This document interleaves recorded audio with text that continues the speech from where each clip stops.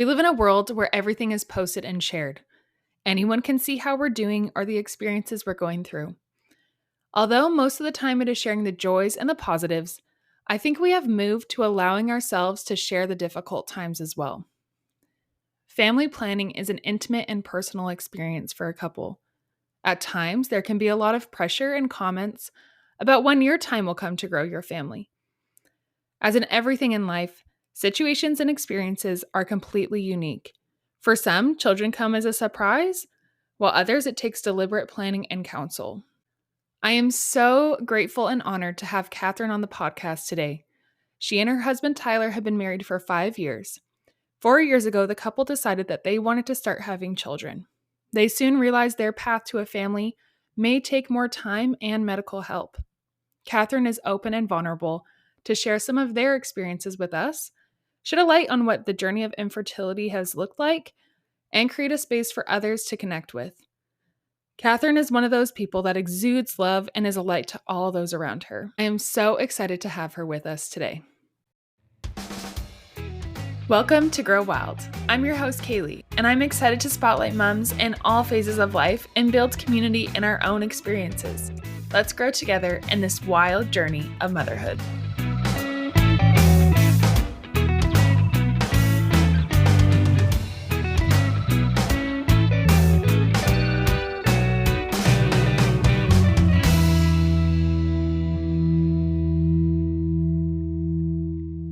Well, thank you for being here, Kath. We have the beautiful and wonderful Kath Lowen here today.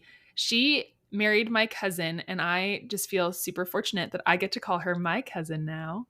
And I tell her all the time that if we lived in the same area, we would be best friends.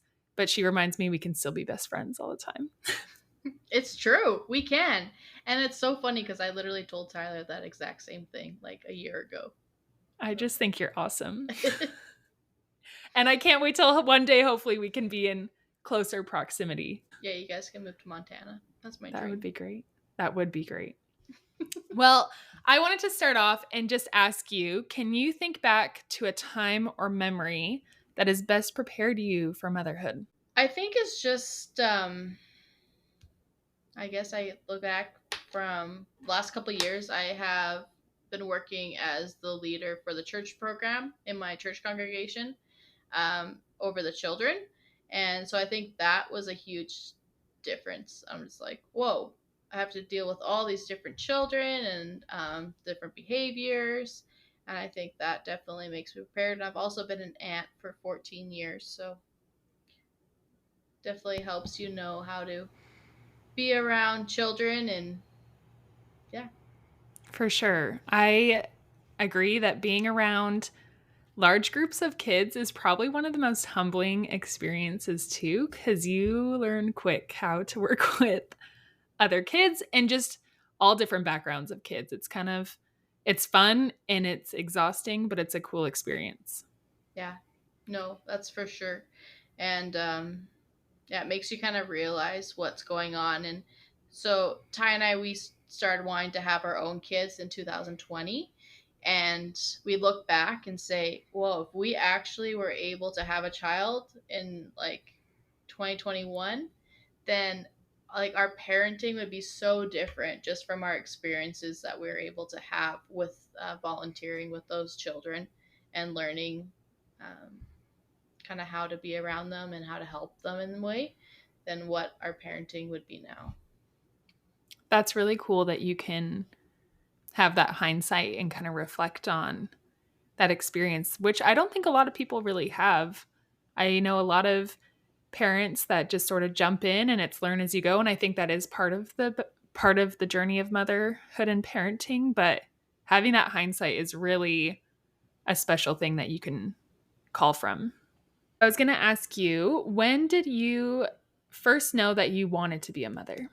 I think I always wanted to be a mother. Like whenever I thought of career paths, it was always like, okay, what can I do that either just I would do something for a short time so that when I have kids, then I'll be a stay-at-home mom. Or I want to be a teacher growing up. So I'm like, if I'm a teacher, then I have the summers off. And then I ended up doing dental assisting, and when I did it, I'm like, well, I'll just like, it's just a year program. I'll just do it and then work for a couple years, have kids, and then maybe I'll work like 1 day a week or like whatever.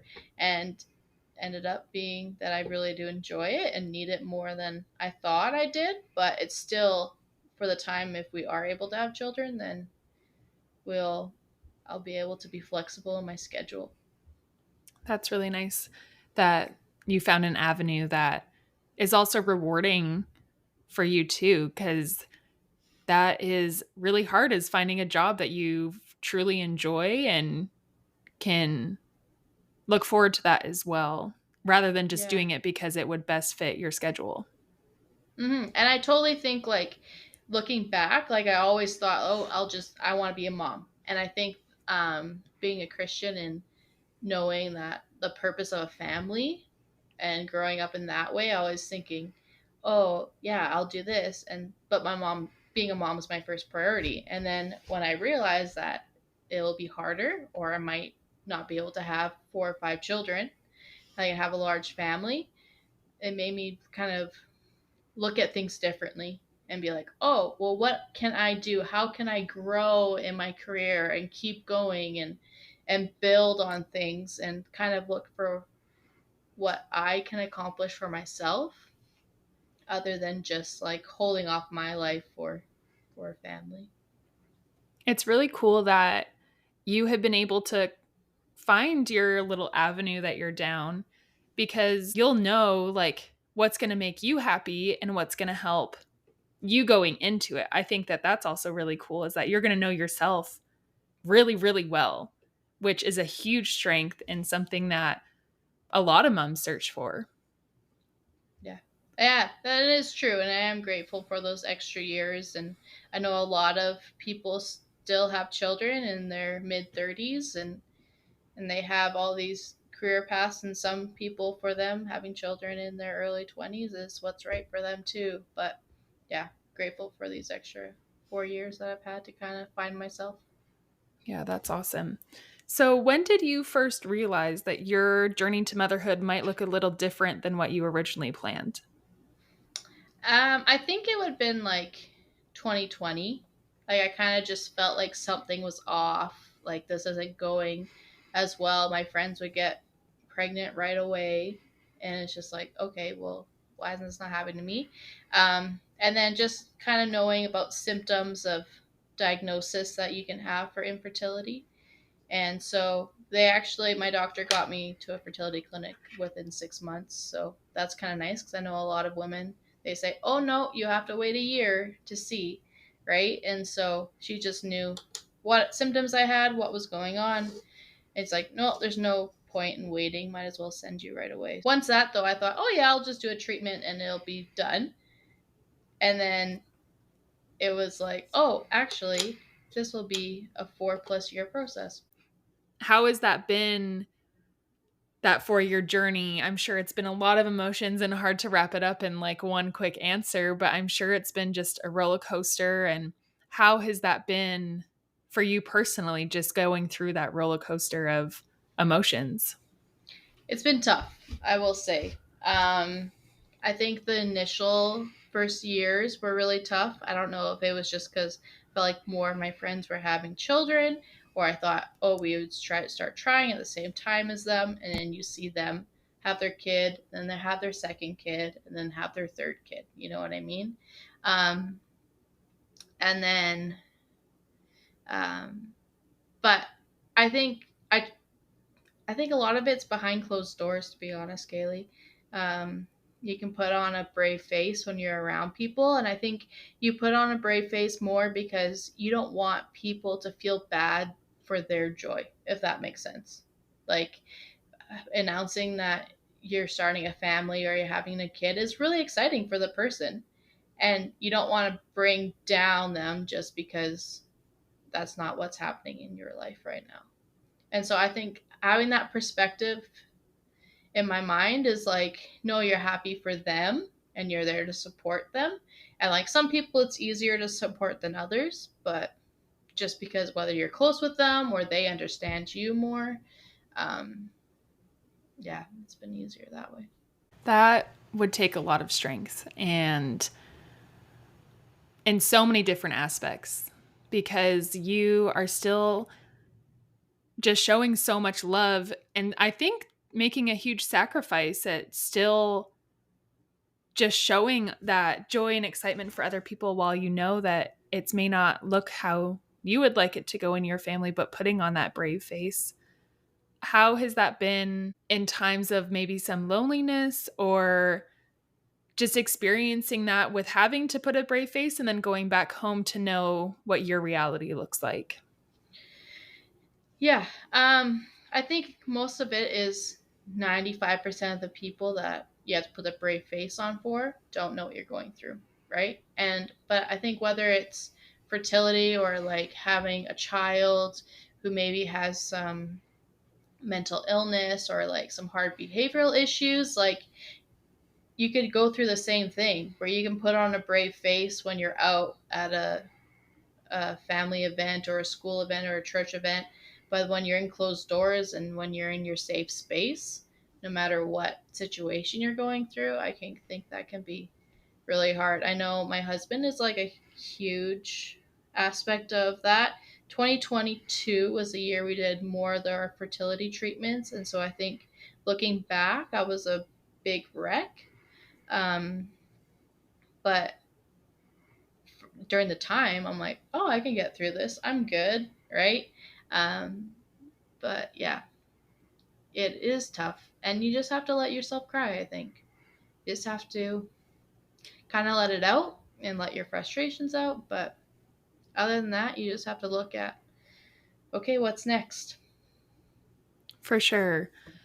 I know that Tyler has been a huge support for you. And how has that been having someone that is going through what you're going through and wanting the dreams that you're wanting, just to have that support in place for you through this whole time? It's awesome. Like, really, it is. Like, there's so many times where he's just like, not recently, but in the past, like just holding me while I cry because I come home because someone told me they were pregnant or whatever, right? Um, or a treatment didn't work. And not from our experiences, but we were chatting with another couple who they actually, when we were chatting with them, they just had a baby through IVF, but they struggled for many years with fertility. And it was kind of good for Tyler to see from a male's perspective of fatherhood because this guy was like, I just felt like I needed to be strong for her the whole time. But as soon as I held the baby girl, I realized like what this whole journey meant for me.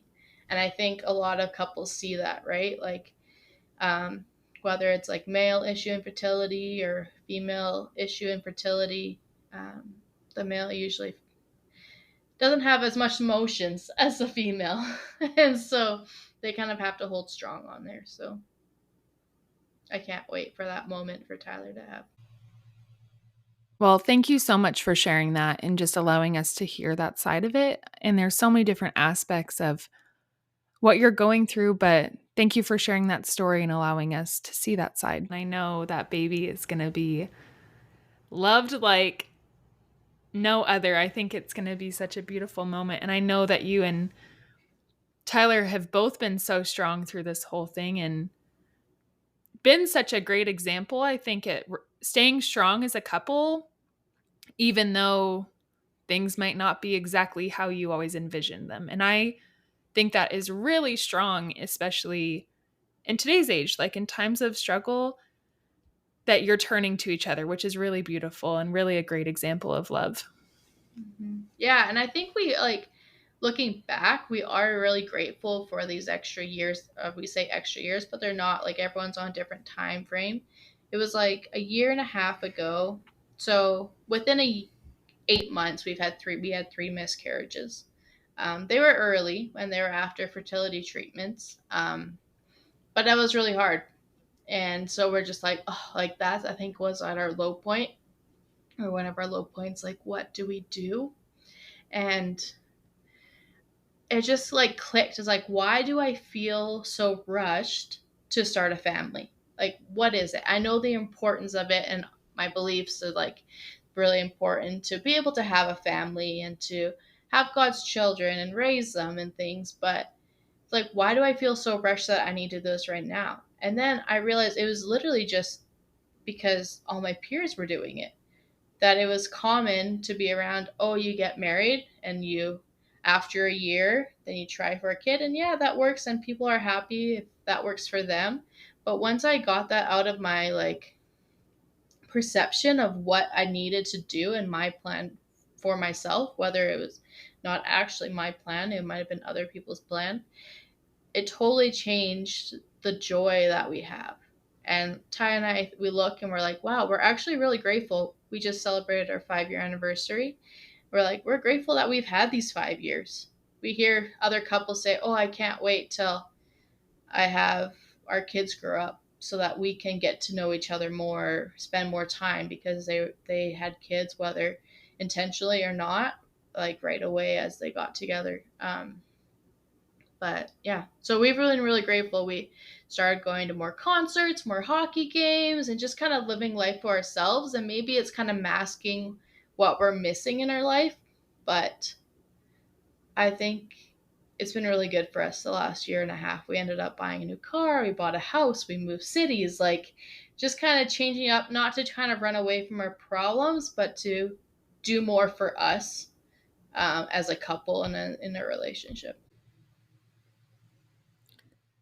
I really appreciate you saying that and just allowing us to see that side of what you're going through because it's a unique experience for you both. But I think there's a lot of ways that we can relate to that as women and just what we're going through. This gives another way that we can work through some of those hard times that we go through in life. And I love that you brought up just not comparing yourself to other people. And that was a big part of just your journey. And I think that goes to so many different aspects of our life. I need to not compare where I'm at to other people because what their journey is going to be different than my journey. Like, we're not going to be making those steps right now because we're in this situation. So it's a good reminder that we're all here on our own path. How do you stay positive when the outcomes may not be what you expected? And what are some strengths that you've learned from yourself in this process? Honestly, I think in the moment, it's pretty hard to stay positive. Um, I guess to get more personal, but so we miscarried like the week before Thanksgiving 1 year and the week before Christmas 1 year. And it was the same year. So it was like 3 months apart. So I think that might have been our low point. But I was kind of a wreck. I remember just being kind of numb to the situation um, and numb to life, like trying to find that joy in those holidays. But you're just missing something, or you've tried so hard, you put so much money in, like, or you put your time, like going to all these appointments. It's like for a week, you're going almost every day and getting blood work or ultrasounds or anything going on. Like, it's a lot of work that people don't realize what you have to do. But I think in hindsight, just looking back, you got to keep going. Like, there's times where I was at work and I'd get a call from my clinic saying, "Oh yeah, sorry, but it's not going to work." And you just have to go back to work. And as a dental assistant, I don't have a job where I can be like, "Oh, okay, well, let me go home." Or I'm going to go work from home. It's like, okay, well, I'm literally have a patient in my chair. So let me go and pretend that everything's okay. But um yeah, so it is hard when you're in the thick of it. I always call it in the thick of it when you're in the middle of treatments, to kind of look at it positively. Um, but I think just knowing that you can have a chance afterwards, like, okay, let's do it again. Thank you so much for sharing that with us. I can't even begin to imagine what that would have been like. And you are so amazing for, once again, just sharing that story with us. And I'm sure a lot of women, unfortunately, have gone through maybe similar experiences. And I hope that someone listening is able to find strength and just see you as someone to relate to, because once again, I appreciate that you've opened up, because I know that this is such a hard experience. And like I've said, I cannot even imagine what it would feel like to go through these things. But I'm really grateful that you've allowed yourself to be here and be open to share these times, because I know it is more common than we think that women are going through these difficult experiences. I wanted to ask you, how has it been? And I know that this is a really hard topic, and I know that there's people that want to always comment and always want to insert themselves into people's relationships. And family planning is such a special experience, and it is between the couple. How do you combat outside noises from other people or advice when it's really not wanted and not helpful at all? How do you just go about that? Yeah, I think that is a very good question because there's so many different roads to motherhood, and some people and everyone is going to be like, well, this worked for me. Why don't you take this or do this? And it's like, yeah, I get that. And there's so many different aspects to infertility. Um, and everyone is diagnosed differently. But yeah, we've definitely had a lot shoved down our throats of try this medication or try this natural path thing, or not even like from people, but once you're, I don't know how other moms' algorithms work, but once you like, your algorithm knows, it knows my diagnosis, it knows that I'm going through fertility treatment, it like literally just like shoves that down my throat. And there was times when we were doing treatment that I had to delete social media because I'm just like, once I'm on there, it just keeps showing like, oh, take this probiotic, take this and this and this, and or there's online doctors, and it's literally just shoving it in your face, and like, how are you supposed to figure this out? You know, there's so many different avenues that you can take. You just kind of have to figure it out for yourself. Um, but it's really hard. But I think just kind of knowing, okay, we're just going to try this. And Ty's really good at um, kind of letting me make the choice, um, whether I'm ready or not. Like before we even knew that we were moving after my last miscarriage in 2023, I was like, I need a break. Like I can't do this anymore. Um, and he was good. And then as soon as we well, I also thought when we first moved, we just lived with some family, and I'm like, okay, let's just like meet with fertility clinics. And he's like, okay, let's wait till we settle down. So he's like, he's always my voice of reason.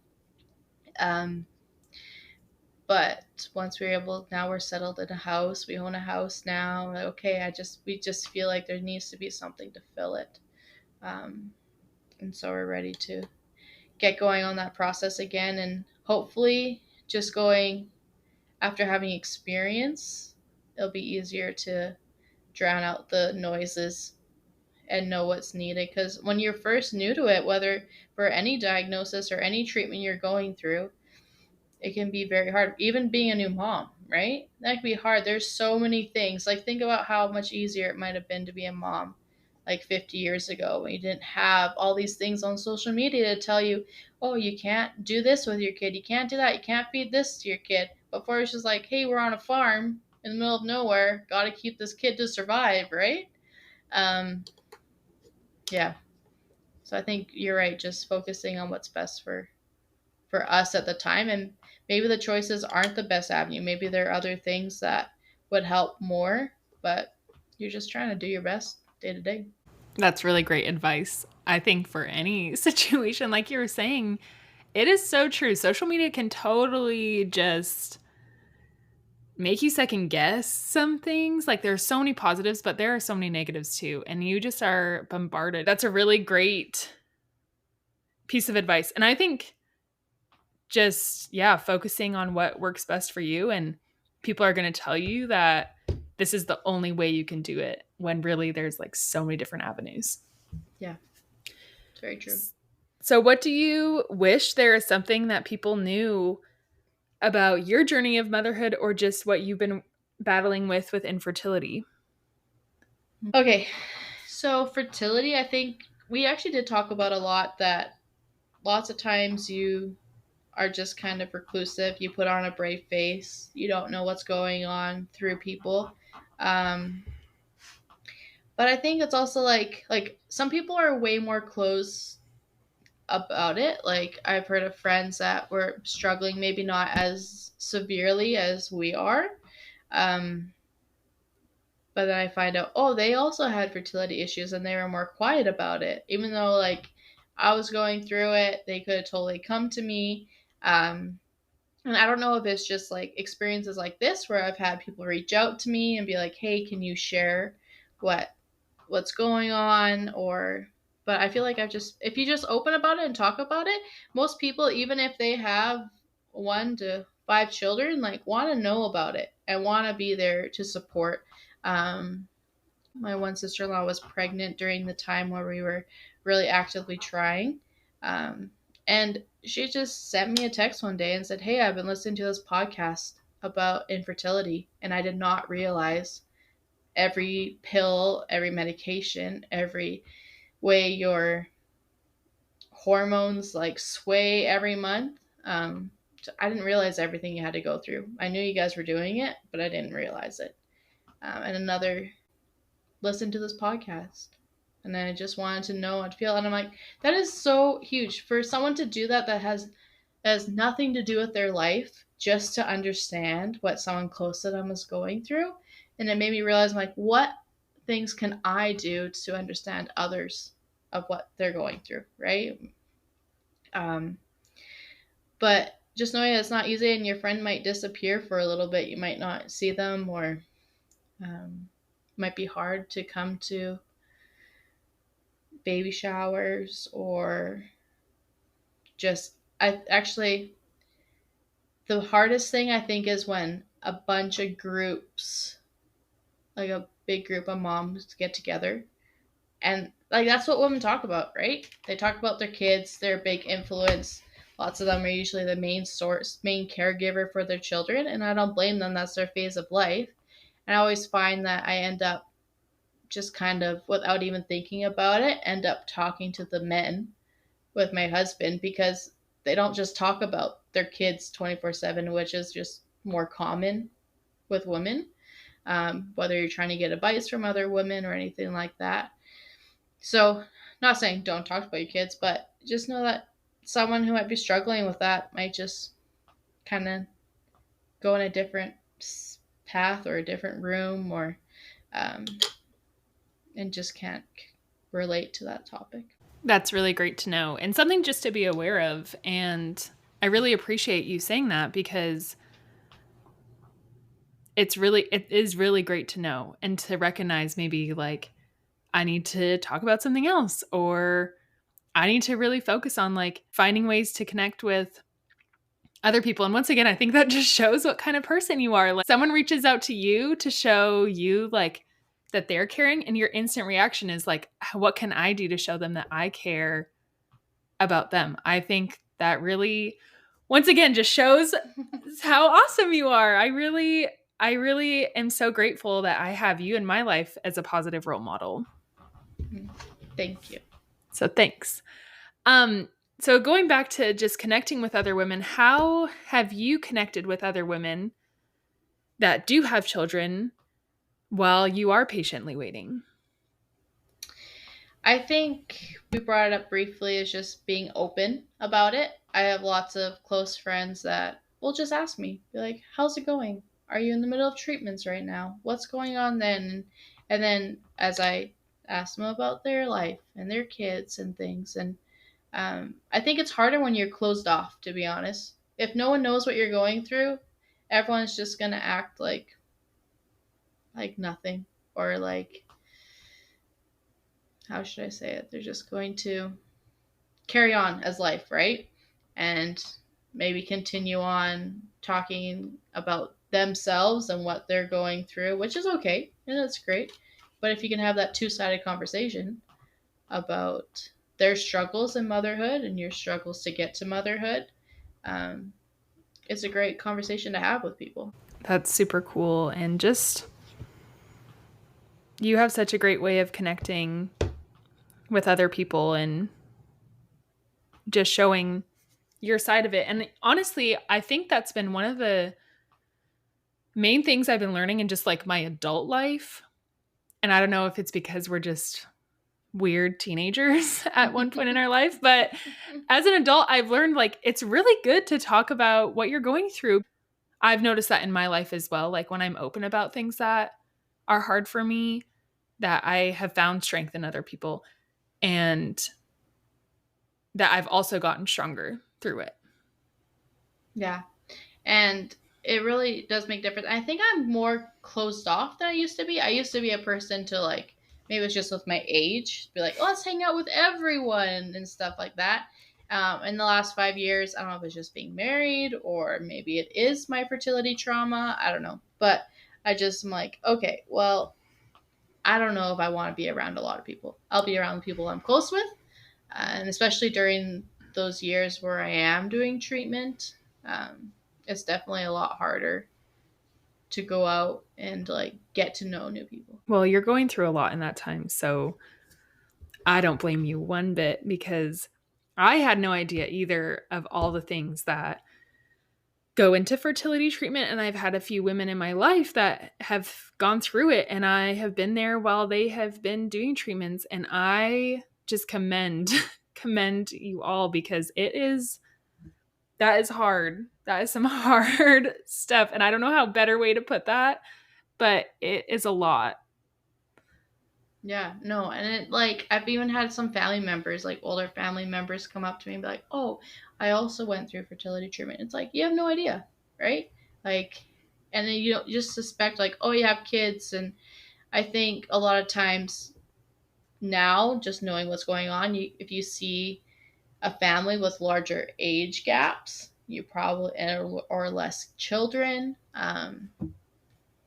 just depending on you kind of know that there must be something that was either they needed fertility treatments to help or they just took their time and just let it happen naturally, but just let those years go in between. But you don't see it until you're in it, and I'm sure that's with a lot of things. You don't see what other people are going through until you can kind of see the signs. That's really cool that you're able to connect with other people that are going through it. And I think it's cool that people of older generations are also able to connect with you because, yeah, it's not something that was really talked about. And I can only imagine back then, like, No. there was probably no talking about things of this. So that's neat that you're able to connect with others. Yeah, and I think it's so much more common whether it's miscarriage or infertility. Like more often than not, there's a woman who's had a miscarriage, and or even just knowing like when you do fertility, you learn like exactly the timeline of like when conception happens, when implantation happens, when this and this and this happens, and lots of people can miscarry without even realizing it, right? And so it's kind of weird. Lots of people have no idea. Like, oh, you need a follicle or an egg to be this size in order. Like, there's so many specific things that go into getting pregnant that is just wild that it can happen on a whim. It is insane. I think, like, I didn't know, honestly, until we started trying all the details that go into it. And I wasn't even scraping the surface until honestly, I've just learned more in the last couple years. But there's a lot of factors that go into having a kid. How have you been able to support your mom friends that may not be in the same phase of life as you are right now, or they may be having kids right now? I think it's just going to be there for them. Like one of my good friends, my old roommates, just had her baby shower this last weekend, and I know lots of people reached out to me and be like, "Are you gonna be okay to go?" I'm like, "Yeah," because I love her. Like, I'm gonna go, and maybe it wasn't. I know there's times where I could see the other moms were holding their babies and talking and stuff, and that's the kind of situation where I'm like, you know what? Like, I don't think I can be part of that right now. So I just enjoyed sitting there and watching my friend open her baby shower gifts. And I'm like, you know what? That's all I was willing. I was able, not willing. That's all I was able to give at that time. And but it was great, and I really enjoyed it. Thank you again for sharing that. And just there were so many pieces of wonderful things that you just shared. One is that you're still selfless and showing joy for other people. That's a huge one. And one that I think is sometimes overlooked. Like, it's hard to feel joy when you're going through a difficult time and joy for other people. And you're just still doing that. It's amazing. You're still finding ways to connect with other people and creating opportunities to. I can tell you when I'm going through a hard time, that's not always the first thing on my mind, but it's really amazing that you're able to find those ways and just shows what kind of friend you are. And on top of that, you still find ways to be a good friend in any different situation. So I'm just grateful for your example. And I want to be a friend like you. And if you want them to support you, right? You want to be able to support them, and you just kind of think like I was saying earlier, like this is a joyous occasion for people. And whether it's maybe some people go through it where, oh, you haven't found the right person to marry, but all your friends are getting married, right? But you don't not go to their weddings because you're not in a relationship, right? Or it's like you still hang out with them, and there's times where Ty and I will be like, okay, well, let's plan a date night so we don't have to be around their children, right? Not just because we don't like their children, we love their children, but there's more distractions, and it's different when you don't have those distractions, right? It's not like, oh, we're both just kind of we're gonna take care of our kids and have conversations here and there while we're doing it. um it's just like we need like this one-on-one time with our friends, or we'll have like just an adult night. I know for our birthday, like that's all we wanted. We had this big 30th birthday last year, and we just like, can we just have no kids? Like, come out for a night out, and we just put on the invitation.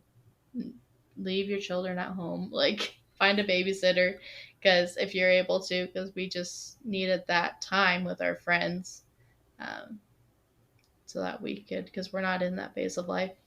And lots of people love it, right? They actually look at us for an opportunity to come out. Like, we're the friends that can hop around or stay, if they stay in their spare room for the night, because they can't leave their house, right? Like, we were just at our friend's house in Calgary. It's like, oh, well, we'll just end up staying up late, and then we'll just go sleep in your spare room and then go home in the morning. And they're like, this is great because we have to stay home with our kids. And I think in aspects of that, we'll miss that when we can't be that flexible and be that couple that can just be on a whim, be like, yeah, we'll come over, sure. That is such a good outlook and great pieces of advice because I would love to have a date night with you guys. I think we would take that up any day. And that's a really great opportunity just to have time with friends. I really cherish those moments when we can go out as a couple and enjoy time together with other couples and just talk about things that don't pertain to what time we have to put our kid down to bed or anything like that. So that's really cool that you're able to do that. Yeah, just be that couple friends for other friends that have their outlet like they're young again. Yeah, that's a great support. And I think everyone could benefit from friends like that. That's really awesome. And I think most people want to. Like, sometimes we feel like a burden. Be like, oh, should we text this couple and see if they want to do a date night? And we're like, oh no, they have kids. But like you said, most people would be like, yeah, that's a great opportunity. Like, they might not think, well, what can we do? Kind of get stuck in a rut, right? And date nights are because you're just so busy and you don't think about it. But Tyler and I have that opportunity to think, well, it's Friday night. What are we going to do? Right? Has your perception of the word mother changed at all?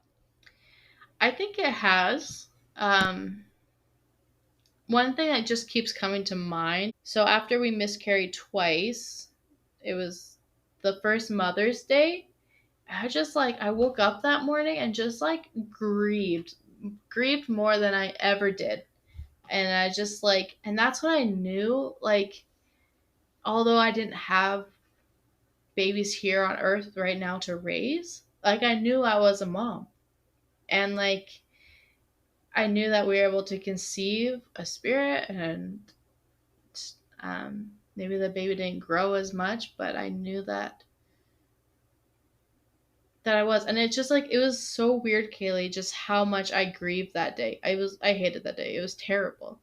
And people you could tell. My brother was like, "Thank you so much for coming, even though that's a hard day."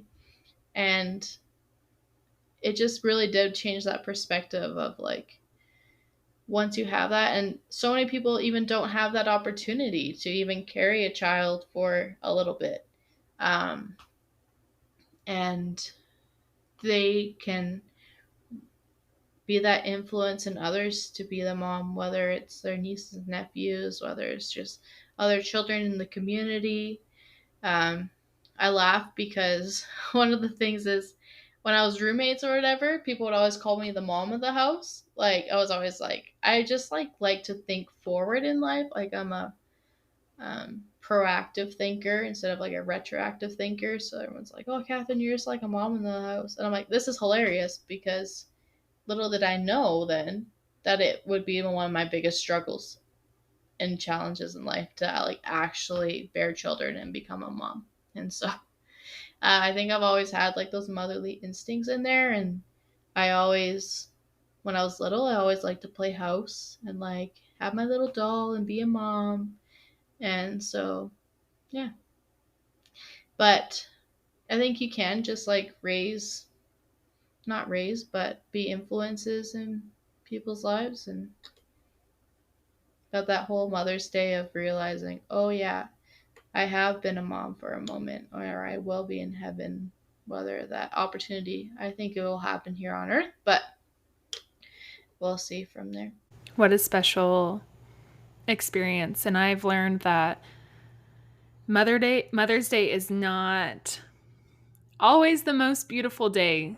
And there are so many different emotions that go into that. And I'm learning to become more aware of what other people might be going through and experiencing. And once again, I appreciate you sharing those intimate moments because that I'm sure was a really difficult time for you, and the strength that you're able to show and just give a light and into what you're going through so that maybe we can be a little more less judgmental or be more kind or be more willing to support and love our friends and neighbors is a really great thing that you're offering.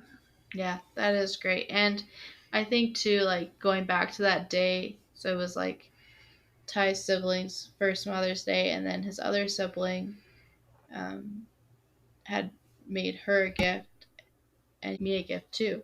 And I thought that was so just like heartwarming. Like knowing all the things we've been through and the challenges and we like that terrible fall and winter that we just went through and just realizing that yeah, I was a mother and just honoring women and Mother's Day on that day was pretty special. Well, and I would say that you are a mother and that you continue to be a mother. And like you said, you've been a mother for a long time, and it may not be in the traditional way if we think of it, but you've kind of touched on it a little bit. But what are some ways that you've had an opportunity to be a mother in the non traditional way? I think we talked about just being like that leader in the church group and just caring. And like I think it was a great opportunity because so many people have that volunteer opportunity when they have like so many young kids running at home and they can't like it's a hard they have so much going on at home that they can't really think about these other kids individually as maybe as much. And I was able to think about them more and have that connection. We didn't find that. Some of the kids would come and sit with us at church or they'd run up and say like, "Oh, hi, hi." Like there's so many times where Ty's like oh, so and so like came up to say hi to you, but you weren't listening, so she walked away. And it's just like, oh no, like just being that influence and being that fun, caring person into those children's lives. And whether they remember it or not, I don't know, but I know I'll remember it. And I'll remember being able to make them their birthday cookies and delivering them, and just seeing like their smiles on their faces and remembering their names and saying hi to them in the hallway. And we have my one friend, it's actually cute because I grew up with her, and then her little boy was in my little youth group, and he just like could not stop like coming to say hi, and he just loved me for some reason. He's usually like kind of shy to people, but anytime I'd like turn around, this little boy was there and was like, hi Catherine, hi.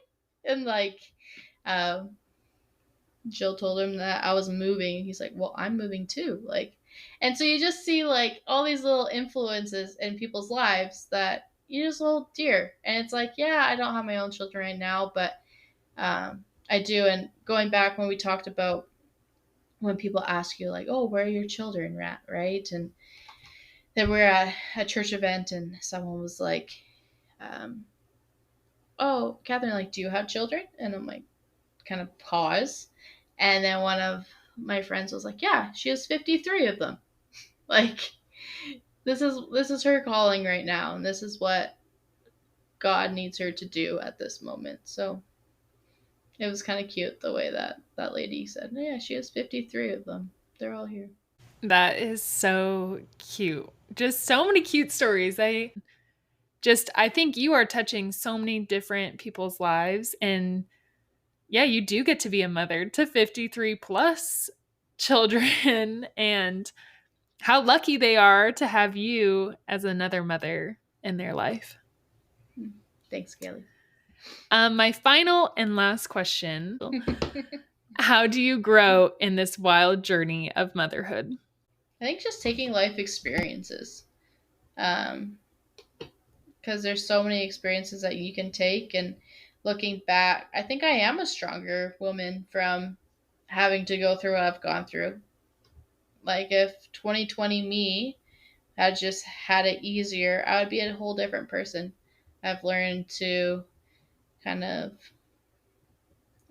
speak for myself, like in a way medically, right? Be like, no, I need this, before I'd be really timid to like go to the doctor, um, or just knowing what I want to accomplish. And I think also leaning on God more.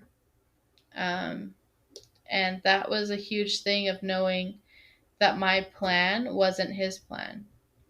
And for me, like I did think, oh yeah, so I'll get married and then I'll have a kid and then I'll stop working. And then like Ty and I, we always thought, well, like, we lived in Greater Vancouver, and anyone that knows that place knows that a young couple, unless you are making bank, can't really like grow there.